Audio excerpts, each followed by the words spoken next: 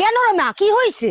শ্বশুর শাশুড়ি সবাই সবসময় আমাকে জ্বালায়, আমি আর ওই সংসার করবোই না। তাহলে তুই একটা কাজ কর, ওদেরকে মেরে ফেল। কি বলছো মা? তাই বলে ওদেরকে মেরে ফেলবো? যে যেমন তার সাথে তেমনটাই করতে হয়। আরে না, তাইলে তো পুলিশ কেস হয়ে যাবে। সমস্যা সবসময় গোড়া থেকে উপরে ফেলতে হয়। তুই দাঁড়া মা,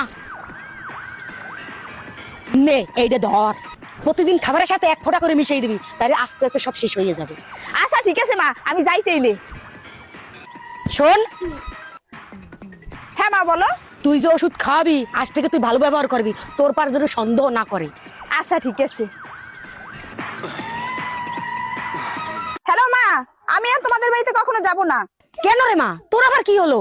জানো মা, আমার শ্বশুর শাশুড়ি সবাই না অনেক ভালো হয়ে গেছে, আমাকে নিজের মেয়ের মতো ভালোবাসে। তুমি যেদিন থেকে ওই বিষটা দিলে সেদিন থেকে আমি ওদের সাথে খুব ভালো ব্যবহার করছিলাম, এখন ওরাও না আমাকে নিজের মেয়ের মতোই ভালোবাসে। দেখছিস মা, তুই ওদেরকে ভালোবাসছস তাই তোকেও ভালোবাসে। মা আমার না অনেক ভয় করছে, তুমি যে বিষটা দিয়েছিলে ওইটা ওনাদের আমি 4 দিন খাওয়াইছি, এখন যদি ওনাদের কিছু হয়ে যায়। আরে মা চিন্তা করিস না, ওটা বীজ ছিল না, ওটা মধু ছিল। তোরা সঠিক পথে আনার জন্য আমার এইরূপ মিথ্যা অভিনয় করা লাগছে, বুঝছিস মা? সত্যি মা, তোমার মতো মা পেয়েছিলাম বলেই আজকে আমি সুখে সংসারটা করতে পারতেছি।